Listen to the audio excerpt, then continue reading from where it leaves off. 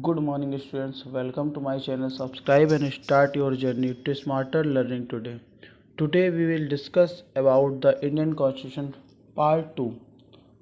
जैसे कि हम फर्स्ट वीडियो हम लोग डिस्कस कर चुके थे importance of constitution, India's constitution, then working of the constitution. आज की नेक्स्ट वीडियो हम लोग को डिस्कस करना है preamble reads. What is preamble? जिस प्रकार किसी भी नई बुक का फर्स्ट पेज प्रेफरेंस और कंटेंट्स नाम से होता है, उसी प्रकार कॉन्स्टिट्यूशन वाली जो बुक है उसमें भी फर्स्ट पेज जो है वो प्रीएम्बल का है, जिसमें ओवरऑल पूरी बुक के बारे में बताया गया है कि इस बुक्स में किससे रिलेटेड क्या चीज़ होगी. तो देखते the preamble reads. We the people of India means हम भारत के लोग, having solemnly resolved constitute India sovereign socialist secular democratic republic and to secure to all its citizens. यानी हम भारत के लोगों के लिए सॉवरेजन सोशलिस्ट सेकुलर और डेमोक्रेटिक रिपब्लिक बनाने के लिए कहते हैं. In justice social economic and political, न्याय समाज आर्थिक और राजनीतिक तौर पर भी होता है. Liberty of thought means liberty का मीन्स स्वतंत्रता से, ऑफ थॉट मीन्स कुछ भी बोलना सोचना, अपना एक्सप्रेशन अपना विश्वास, फेथ और वर्शिप मीन्स कोई भी धर्म को मानने की स्वतंत्रता है. इक्वलिटी ऑफ स्टेटस यानी समानता भी है. And opportunity to promote among them all, सभी के लिए इक्वल है. Fraternity assuring the dignity of individual and the unity and integrity of the nation. Fraternity का मीन्स भाईचारे से, बंधुत्व की भावना से, कि सभी में लोगों के बीच में एकता बनी रहे. In our constitution assembly just 26th date of November 1949 hereby adopt an act to give to ourselves this constitution. Means क्या होता है कि हम अपने इस संविधान को 26 जनवरी 1949 को अंगीकृत, अधिनियमित व आत्मार्पित करते हैं. The preamble has great importance because it declares the form of provision along with the main objectives of Indian Republic. जो preamble हमारी जो प्रस्तावना है ये अपने में बहुत ही महान महत्व रखती है. Because it declares the form of provision along with the main objectives of the Indian Republic. यानी ये कई सारे महत्वपूर्ण नियम्स भी बताती है भारत जैसे गणतंत्र राज्य के लिए, जो बहुत ही महत्वपूर्ण है. Next, sovereign. The word we the people of India to hereby adopt, enact and give to ourselves this constitution have their own significance. Sovereign का मीन्स है संप्रभुता. The preamble to the constitution of India especially reserved, यानी हमारे constitution के preamble में से नीचे बताया गया है the sovereignty rests the people of India. sovereignty means संप्रभुता, और जो कि भारत के लोगों के पास ही है. A nation sovereign यानी एक राष्ट्र कब sovereign है, when it is free in its internal matters, यानी वो अपने आंतरिक मामलों आंतरिक निर्णय लेने में स्वतंत्र हो. And there is no foreign interferes, उस पर कोई विदेशी इंटरफेयर ना करे. The elected representatives of the people alone the power to make laws, यानी जो इलेक्टेड जो जनता द्वारा चुने गए लोग हैं उन्हीं को केवल ये पावर है कि वह कानून को बनाएं. The government excise authority only the action it has been authority by the people means अपने अधिकारों को बढ़ाने के लिए वो स्वतंत्र है.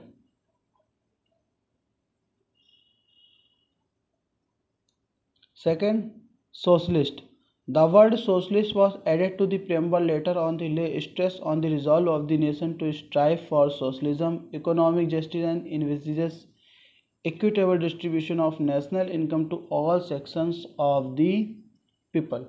यानी जो सोशलिस्ट यानी समाज वर्ड है ये प्रेम्बल यानी प्रस्तावना में बाद में ऐड किया गया, और यह कोशिश की गई कि जो भारत जैसे देशों में समाजवाद और इकोनॉमिक यानी आर्थिक जस्टिस, आर्थिक न्याय की भावना भी इक्वल रहे, और equitable distribution of national income to all section of the people, और लगभग पर कैपिटा इनकम से रिलेटेड है यहाँ पर. Our constitution aim at establish and social society. It aims at providing measure through which economic disparity may be reduced. और हमारे constitution main उद्देश्य ये है कि यहाँ पर असमानता को कम किया जाए इसमें, जो आर्थिक असमानताएं हैं उनको कम किया जाए। इकोनॉमिक डिस्पैरिटी में भी reduce. Third heading secular. Secular means धर्मनिरपेक्ष। The word secular was put in preamble to the constitution through the 42 amendment simply to reform to faith of the nation of making the Indian politics. यानी जो secular word है ये हमारे संविधान में पहले नहीं था, जिसे 42वें संविधान संशोधन में इसे ऐड किया गया। सेकुलर का मीन्स है कि हमारे देश का कोई भी एक पर्सनल इंडिविजुअल धर्म नहीं होगा। Consideration while showing due to respect all religions, वो सभी धर्मों को समान नज़र से देखेगा। In India no discrimination is ever made against any individual because of this religion, यानी वो रिलीजन के आधार पर किसी भी धर्म में कोई भी भेदभाव नहीं करेगा। All the people in India forming different groups, sex, communities etc are free and no practice, preach and profess and any religion. जैसे कि हम लोगों को पता है कि जो हमारा भारत है वो कई सारे धर्म के लोग यहाँ पर रहते हैं।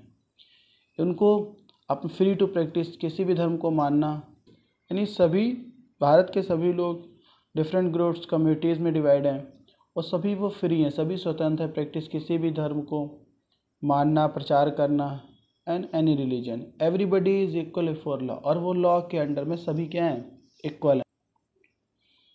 Everybody is equal before law and enjoy equal rights, सभी को समान अधिकार मिले। No matter to which faith, caste, colour, creed and see belong, यानी उनमें कोई भी भेदभाव नहीं किया जाएगा उनकी कास्ट, कलर और पंथ से related. Next, democratic. The word democratic denote that we have chosen democracy in our life and we will govern also through the democratic institutions.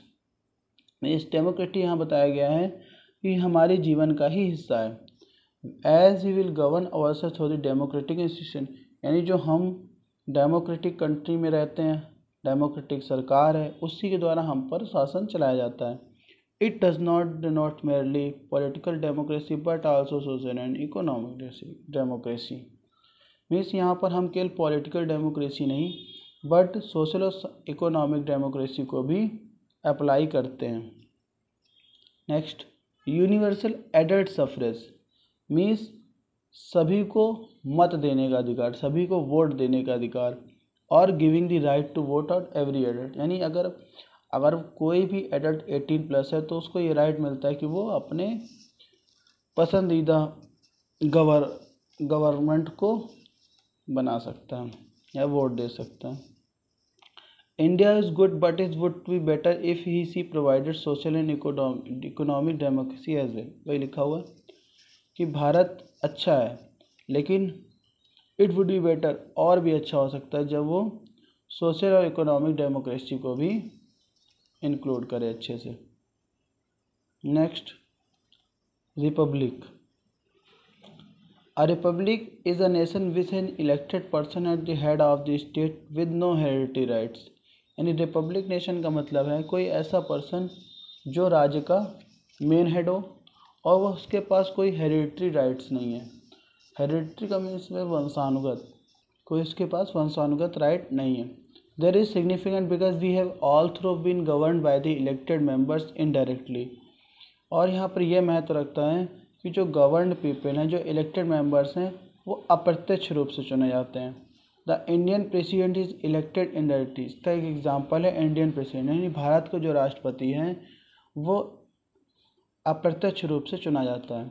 He she is elected by the elected members of the parliament and state legislative assembly for a fixed period of 5 years। यानी जो हमारी parliament है उसकी जो state legislative assemblies हैं उसका जो time period है, उसके जो पीपल्स हैं गवर्न पीपल्स, उनका जो टाइम पीरियड है वो 5 years का है। He she is not a hereditary ruler like the king और क्वीन और इंग्लैंड। यानी भारत का जो रूलर होगा, जो किंग होगा, वो इंग्लैंड के किंग और क्वीन की तरीके हेरिडिटरी नहीं होता है।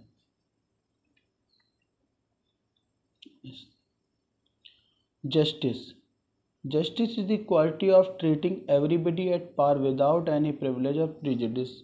यानी जस्टिस यानी न्याय, यानी सभी को इक्वल न्याय मिलेगा कोई उसमें भेदभाव नहीं किया जाएगा, कोई उसके विशेषाधिकार नहीं होंगे, क्या प्रेजुडिस यानी कोई पहले से ही सोच के नहीं रखेगा कि हमको ऐसा न्याय चाहिए।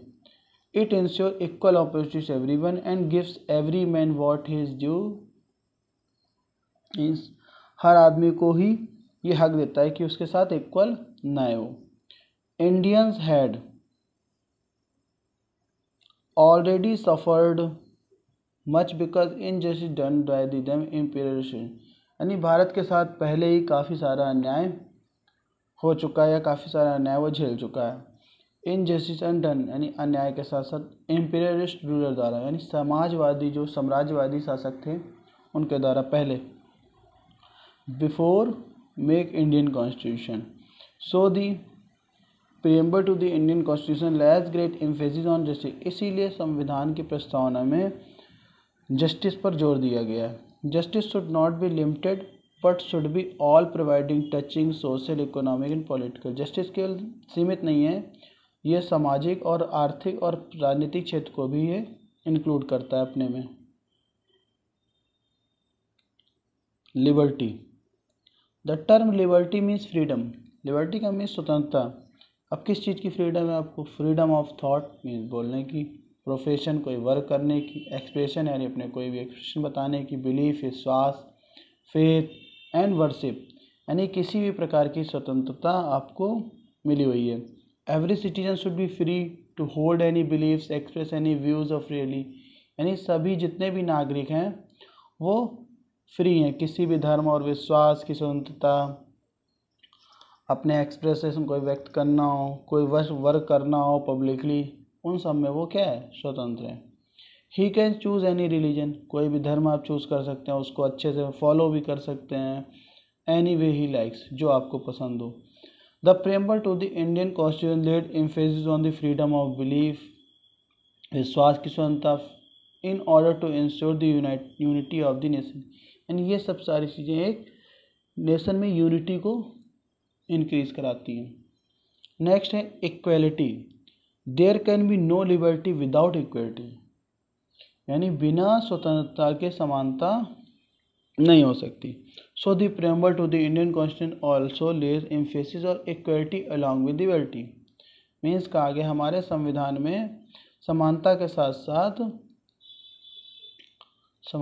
साथ स्वतंत्रता भी जरूरी है। As such our constitution has done away with all equalities based on sex, race, religion, caste, creed और कलर, यानी इनमें जितनी भी हमारे में असमानताएं हैं धर्म, लिंग, जाति के अकॉर्डिंग, इनको ख़त्म किया जाए।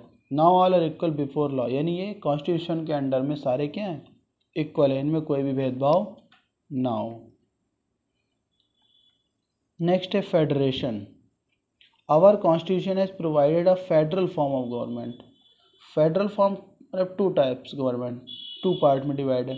This means that the responsibilities governing of country has been divided into two, the central government and the state governments. The president is a titular head of our country, यानी जो हमारी कंट्री के जो president है वो एक नाम मात्र के हेड होते हैं, टिटुलर हेड। टिटुलर हेड का मीन्स है बस नाम मात्र। The prime minister the government of the central, but जो प्राइम मिनिस्टर है वो मेन हेड है सेंट्रल के। The parliament make the loss, parliament कानून बनाती है। The government is the nominal head, state level में चीफ मिनिस्टर, और स्टेट लेवल पे चीफ मिनिस्टर जिसको हम सीएम बोलते हैं, वो गवर्नमेंट के हेड रहते हैं।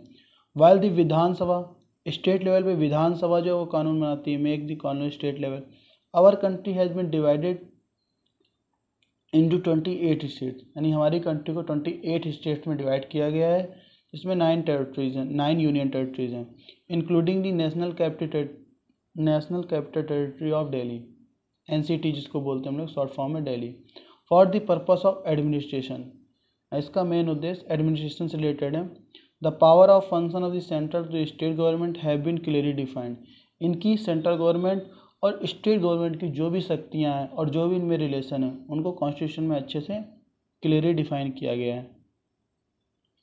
नेक्स्ट फ्रेटर्निटी, फ्रेटर्निटी का मीन्स ब्रदरहुड, मीन्स बंधुत्व, भाईचारे की भावना।